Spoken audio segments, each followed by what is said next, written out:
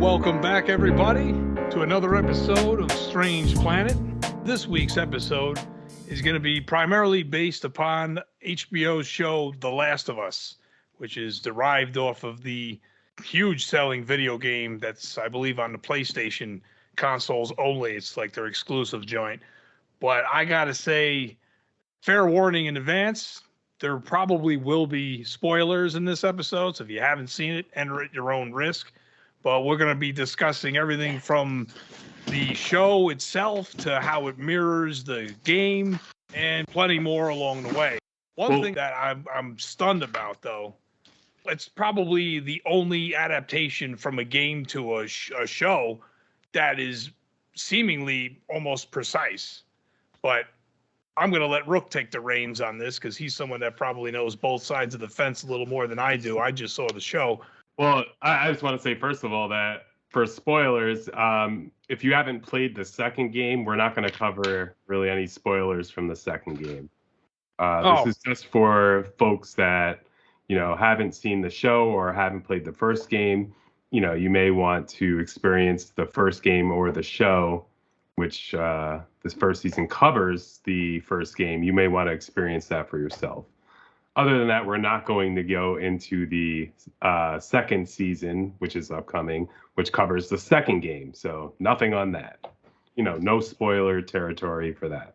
However, we're going to spoil the first one, so be prepared. Yep. That is true. And we might, towards the end, we might discuss what to maybe kind of expect with season 2. Maybe we'll take a few prediction stabs at it later, but enough of that for now. Let's jump right into season 1 here. So yeah, the Last of Us season 1 on HBO was extremely faithful to The Last of Us Part 1, the game. It was almost a scene by scene almost recreation of the game, and it just added more detailed information. It didn't take anything away. It didn't change anything in any major way. What it did was it enhanced your understanding of the characters in the game. And that's what you really, want to see from such a, when I first heard they were making the Last of Us TV show, I'm a huge fan of The Last of Us. I love the shit out of that game. I play a lot of video games, but I don't finish a lot of them. But that is one I sure as hell finished, and it was because of the power of the story and the characters. They wouldn't let me go until I finished that game, and so I consider that probably the greatest, between that and Nier Automata, the greatest storytelling in video games. They're very different stories, so I wouldn't compare them apples to apples, but it is such a strong story, and they translated that perfectly. And one of the key reasons for that is, Neil Druckmann, the games director, was heavily involved with the HBO show. If you stayed, after the episodes of The Last of Us, you'd see Neil Druckmann talking about, how they shot the scenes and how they, translated things over from the game to the screen. They're so lucky to have his involvement because it showed, and the magic of the game. I was so nervous that they would, ruin, I didn't know how, I was you look at it and you go, why?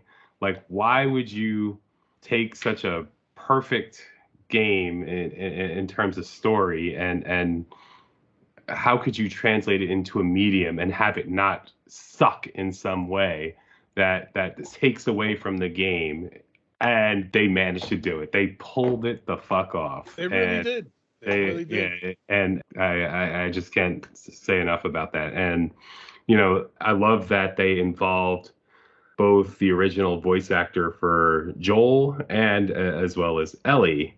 For those of you that don't know, the penultimate episode where they had the cult leader, the cult leader's right-hand man was played by the voice actor Troy Baker that played Joel.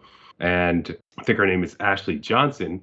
actually played Ellie's mother in the final episode of the season. That's wild. And so, like, anyone that watched that opening scene with Ashley Johnson, I think that's, I don't want to get her name wrong, but I think I remember that's her name from the game. And trust me, I watched them do like live action, like stage reenactments of The Last of Us, because that's how good that game was. Like, this is before the show or anything.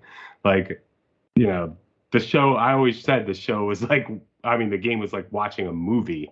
And so I was so into the story, so into the characters, so into the acting, the voice acting, and now the actual acting by, actors, and helped out by the original actors, the voice actors from the game, who are actually phenomenal in their own right.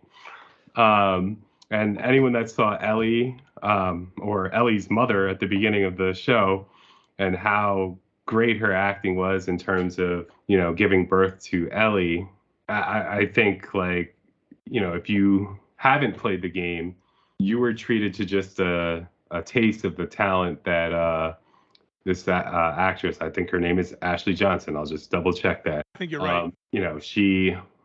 You just got a taste of what you see all game out of her. And, it's just such a, powerful and emotional performance that, makes me want to go back and play the first game again. The thing about it that's most interesting is, like, from my standpoint, like I said before, I never played the game, but the show is phenomenal. So if the game is obviously, like you just said, it's pretty much mirrored the same way, I can't see that being a bad game, because that show is just, it's incredible. And the thing that I thought was also cool that they added was, obviously, I guess, it's arguable to say whether it was a game or a show that you could add more, but they did kind of, I guess, build upon the side characters and stuff a little bit more probably than they did in the game, I assume. Because, like, there was a few episodes. Yeah, some of them. Because there was a few episodes in there where, like, they kind of went on a tangent. I assume that probably wasn't in the game. And then it turned out that the characters were, but I guess the situations and the story arc that they added might have not have been. So they built upon it, I guess. I mean, the one thing I have to say about the game and the show itself is, I agree with you on the game felt like a movie. And coming from Naughty Dog, that is something they're really good at. I don't know if you guys have ever played the Uncharted series. Oh, yeah. Heard of it. Again, another game that feels like a movie while you're playing it, because it's very scenario driven. The backgrounds and all of, it just the way it's played and shot, and the story arc is so, like, buttery good. This type of gaming is kind of where I feel gaming has been one of its most evolved forms, because it's art in gaming. It truly is art. This is not just like someone with little pixels going back and forth. This is where, like, the art of gaming comes into play, because I can only imagine the amount of time spent writing the story, making sure getting it right, and then getting the right casting together to get it done. The animators and everyone involved just putting it together. They did a great job, and this show is just the proof that it was that good. And whoever, you said that the director of the game had a hand in the show too, right? Yeah, Neil Druckmann. He was, heavily involved with the show. That definitely helps. Yeah, because he literally took what he did and translated it with whoever was producing the show. And I don't know if that was kind of his thing. Like, if I'm going to be involved, this has to kind of follow the game itself. And that was a smart move on whoever made that decision. Right. Whoever let him take the reins on the direction like that, I applaud them, because he obviously knew what he was doing in creating the masterpiece that was The Last of Us, the game. And so, and it was already like a work of art in terms of cinematic storytelling. It was just the medium of a video game. Right. And so, I think that just allowing him to his vision to be translated onto the screen, I think was a smart move on their part. Well, it goes to show you, when you have a good story, don't waste it on a movie. Put it into a show. You can add so much background and detail Like you suck Or into people a in with game. this good stuff. Well, but look at it from like the Harry Potter perspective. The movies were good, but had they start doing like a show after like maybe movie two, because there was so much more material left out that Right. could have made that So better. much more material that they could explore. And even like in terms of Harry Potter, like books, there's so many more things that could be explored in like, a 8 to 10 or 12 episode season Yep. that a book just can't do. Right. And for them to, they could just go explore so many things in depth with respect to the characters that even a book can't do. And so, how you tell the story in terms of the medium, it matters. Like if you're telling the story in a movie, you only have, 2.5, 3 hours tops to have character development and plot beats and everything. And there's just not enough time on screen to see characters and see how they're shaped and what makes them tick and how they change and react to different situations because you only have so much time to do that in. And I think video games are another opportunity for that type of mastery in terms of storytelling. And I mentioned at the beginning of this episode, my other favorite game of all time in terms of story, other than The Last of Us, is Nier Automata. And I think that game, in a very different way, was also had masterful storytelling in a way that, I think that only a game could do.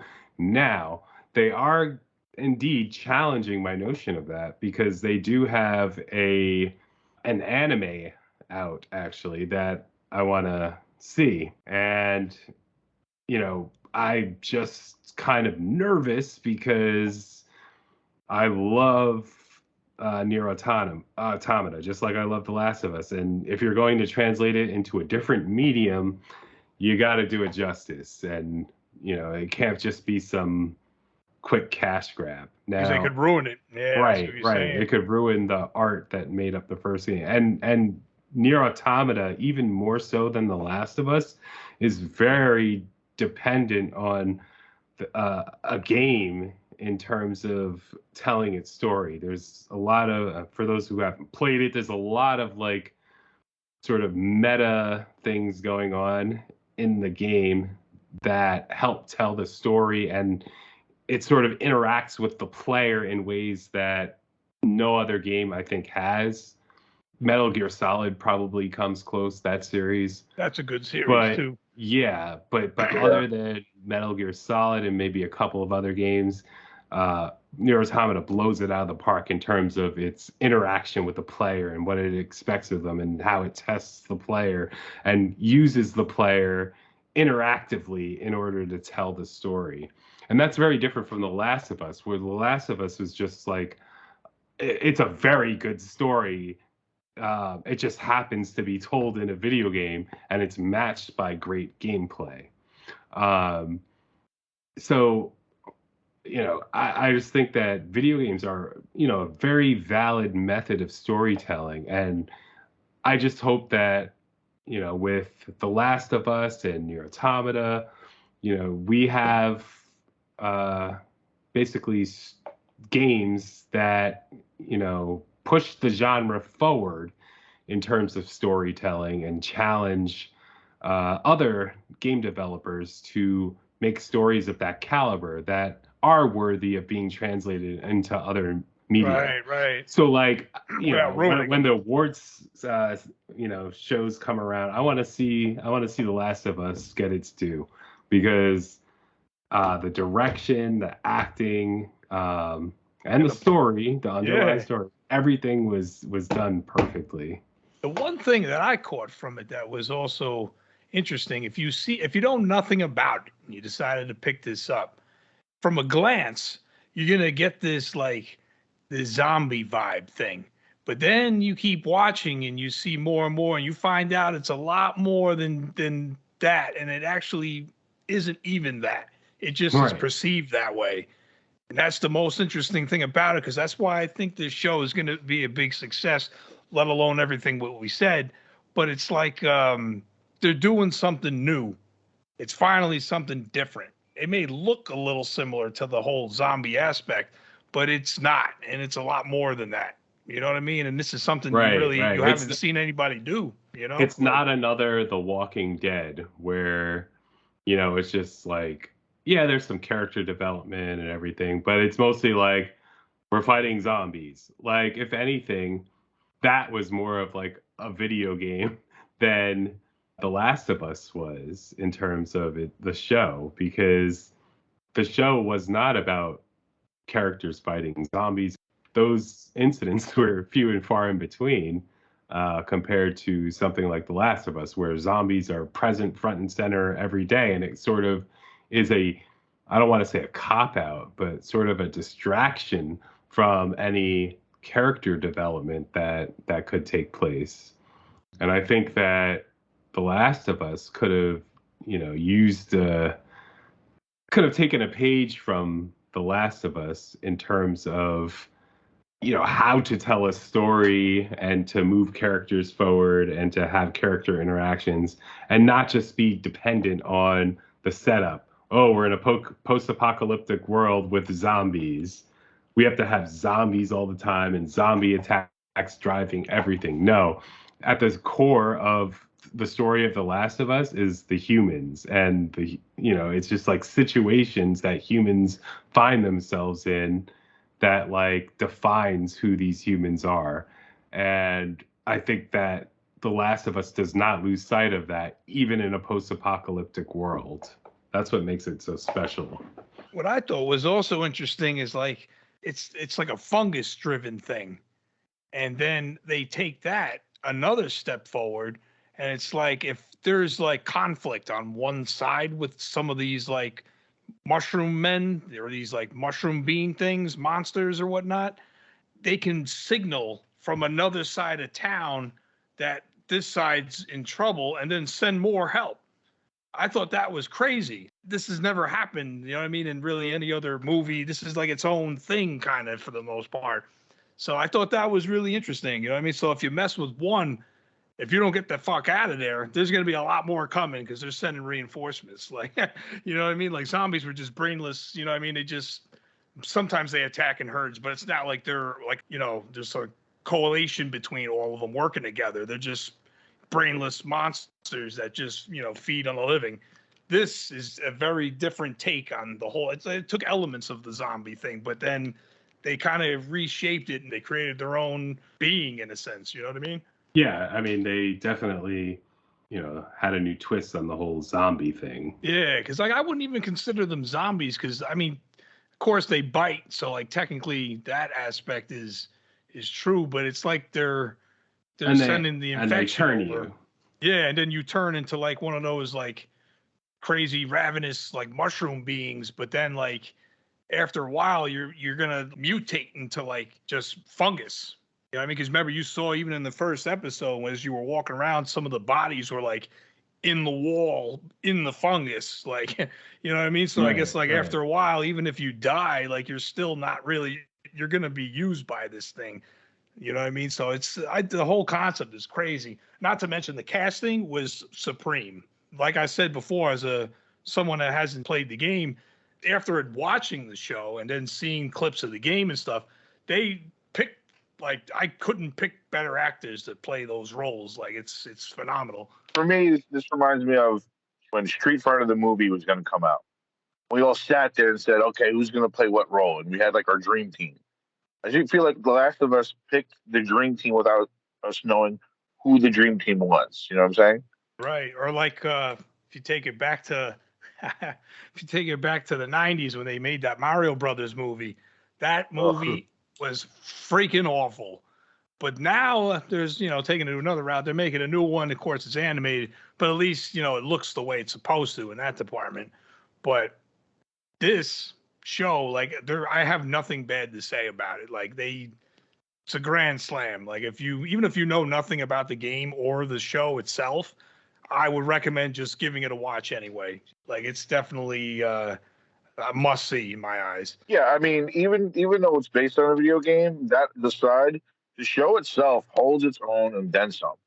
So if you enjoy a good kind of post-apocalyptic world where there's more than just monster struggle, where there's actually human emotion and struggle on that end, and some nice action-packed moments and good aha moments and heartfelt moments. I mean, the whole show kind of dabbled into all little things, and you felt coming out of it a little different, I would say.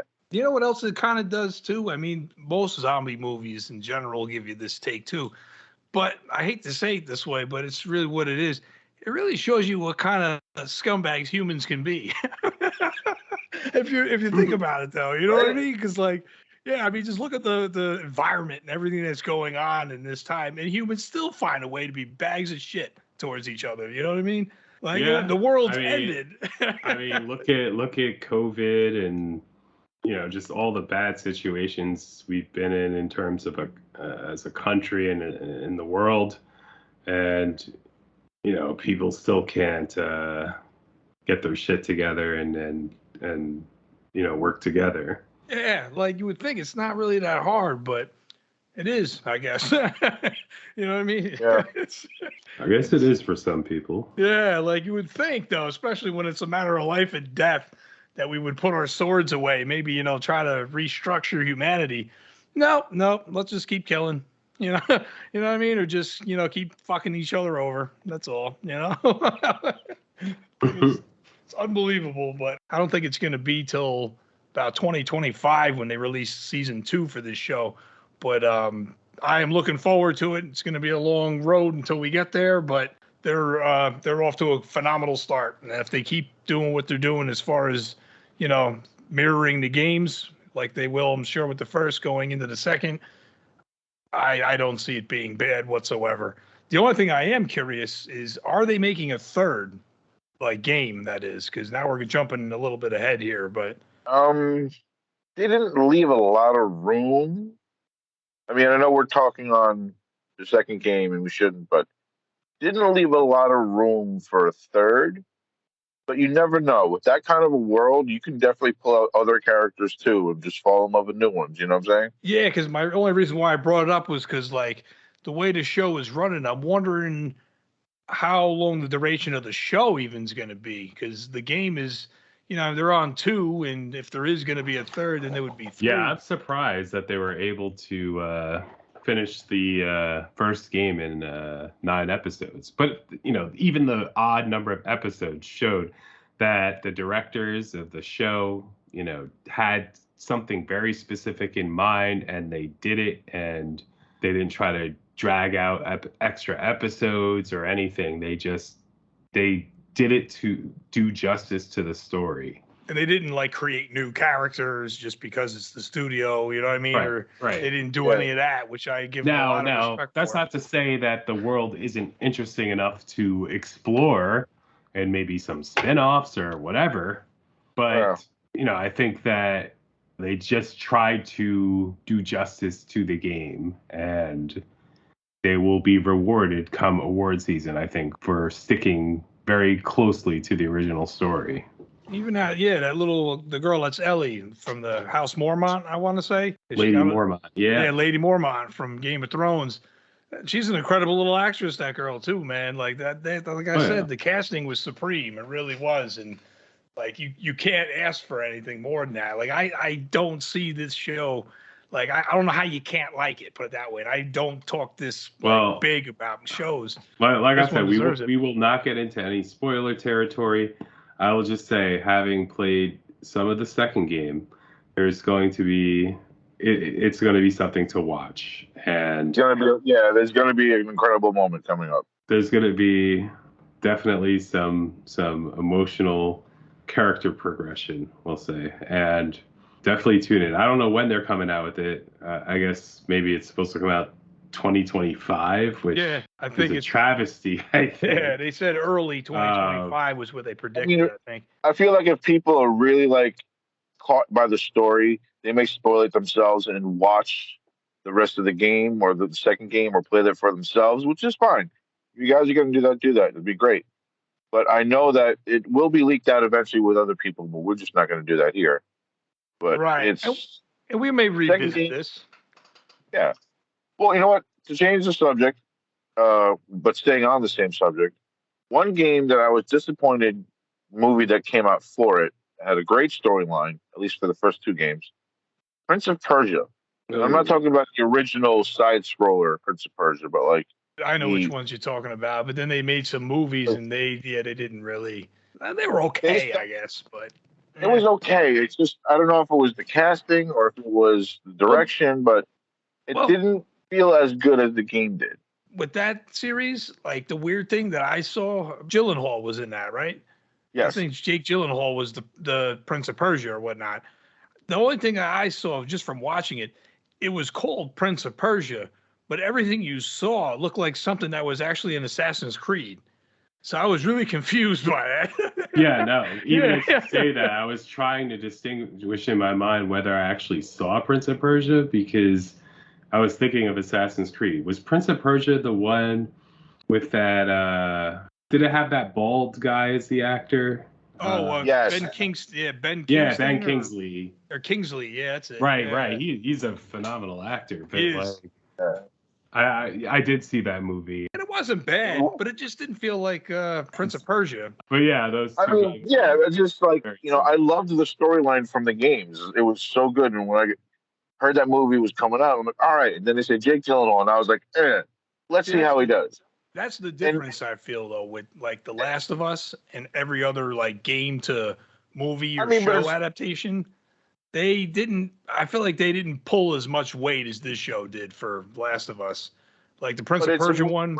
Show, it's that 3-hour limit versus, That's true too. You're right. That's actually very true. And also, I don't think the source material necessarily was as strong as the story arc alone. You're right. The story arc wasn't as strong, but like what they could have done with it, with like maybe visualize or visually in the movie industry, it could have been a great movie. But like, because the second game is where it really gets interesting. Because in the first game, he stumbles upon this dagger of time, which allows him to like rewind. Like if he's going to follow his death, he can click it and rewind like, I don't know, like a minute or something where he didn't die. Right. And, or to redo a hit or a blow, say, or something. Yeah. So with that could have went somewhere. He ends up defeating it and getting everything kind of back where it should be. But in the second game, it takes it a step further, where he's being chased down by like a time demon, and it's just could have been this like great, gritty fucking video game movie, but the first one just sucked. I mean, it was okay, but it just didn't give that same feeling the game did. Like story. But like you said, it could be also because like it was a movie too and not a show.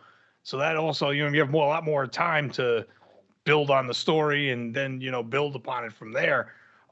They also did make an Assassin's Creed movie too, if I'm not mistaken. I think Michael Fassbender was the guy. But I think the reason why that also didn't, like, it wasn't bad, just like the Sands of Time one there, that Prince of Persia joint. Like, that wasn't terrible. But I think the reason why they didn't is because they changed little things. And when you start changing stuff from the original story, if it's not being changed for the better, if it's just changing it for, the studio purposes, you're going to lose people on that. And that's what Assassin's Creed did. Like, they didn't, like, there was this machine, I guess, you lie in, and then it would just kind of bring you to whatever the time period was, and then he would relive as a character.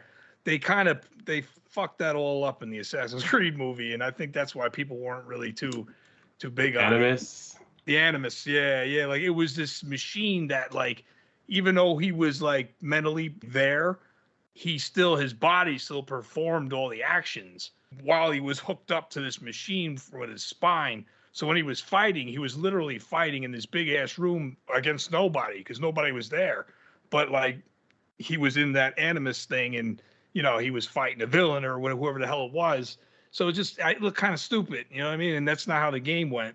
So like, it's taking away, you know what I mean? And that's what I was sure. They took some liberty with it, and if it enhanced the game in any way or enhanced the story, then so be it. But right.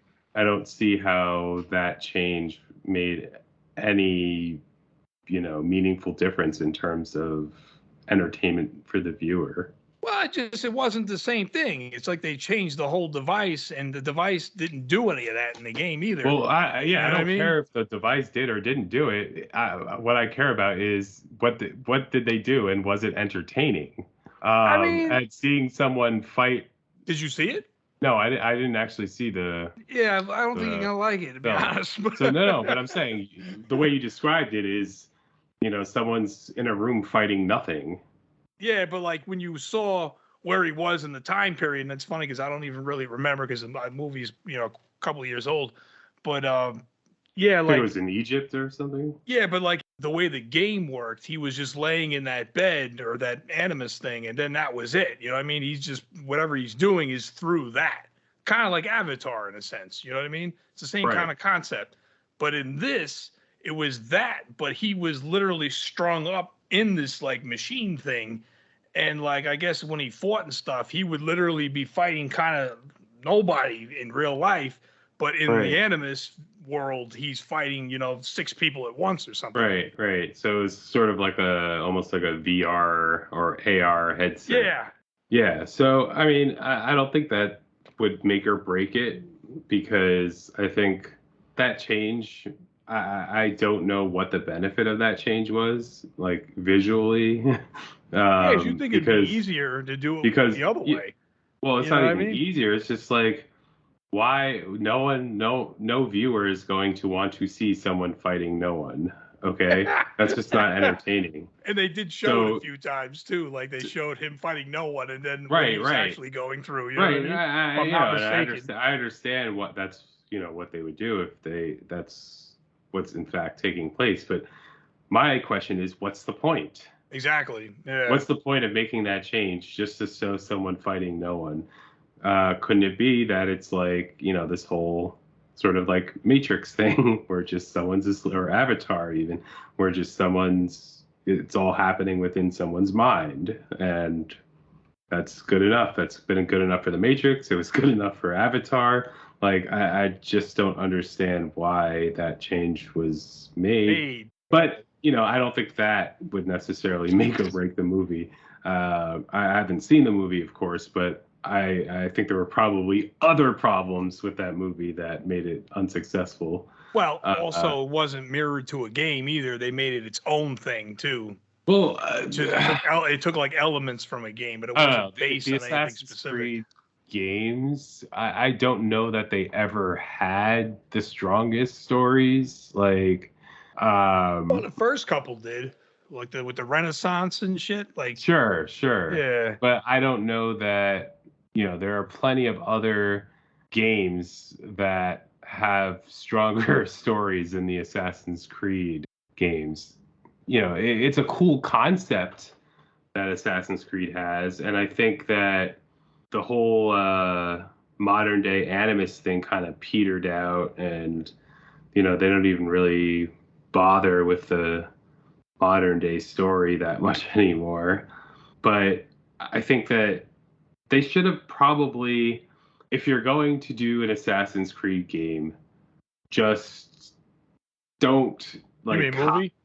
Oh yeah. If you're gonna do an Assassin's Creed movie, like, you don't have to stick to the game, but any changes you make sure that it benefits like the entertainment of the viewer, because they're not going to necessarily go to see the Assassin's Creed movie for the story. Like, you play an Assassin's Creed game for a cool like mix between a historical plot and a sci-fi plot.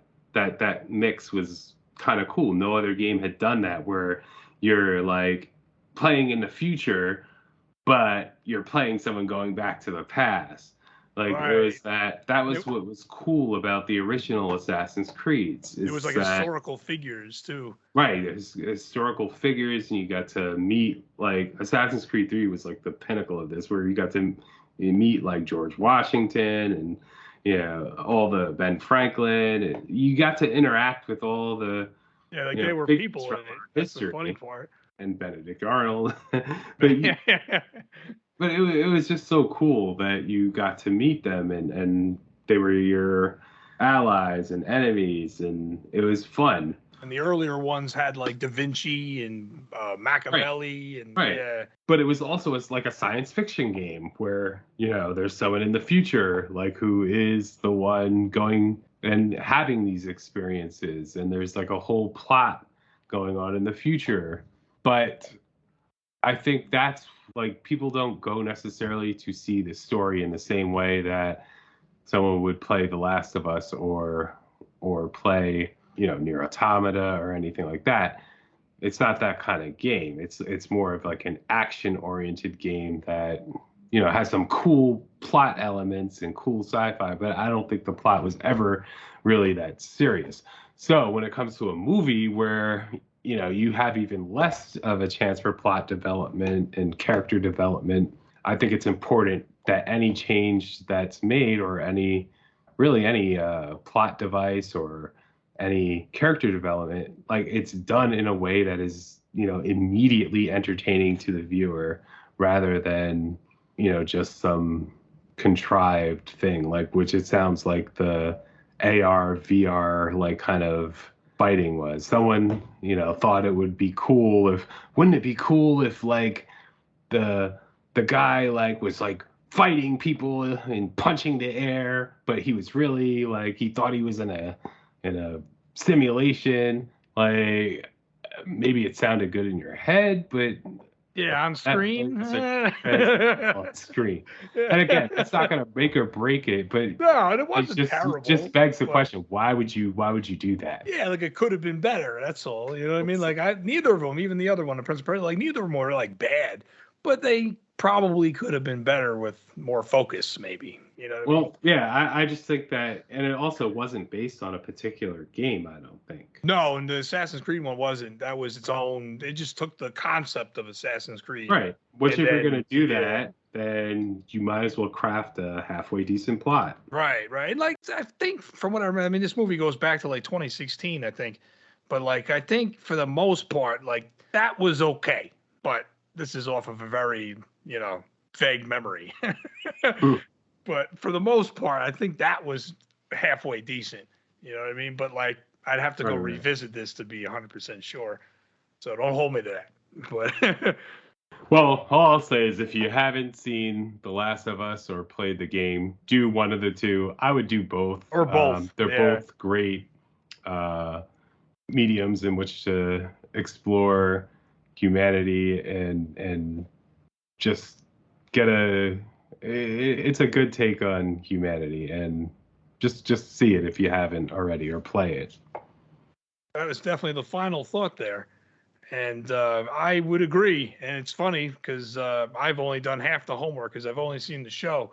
Eventually, I probably will get to it, and I will be able to probably play the game and then make my own comparison. But from everything we've collected just from this episode alone, it's a grand slam. The show is definitely one of the greatest I've seen in a while. The show is great. The game is definitely one that you're going to want to sit and spend some time with because it'll suck you in a minute and a half. It's that good. Clearly, this show, in case you haven't already caught, it's on HBO, and it's got a perfect score on this podcast. So I'd say give it a watch, and then leave us a comment or two. Let us know what you guys think about it. And that's our show for this week, everyone. Strange Planet will have new episodes on YouTube every Friday, and we will see you next week.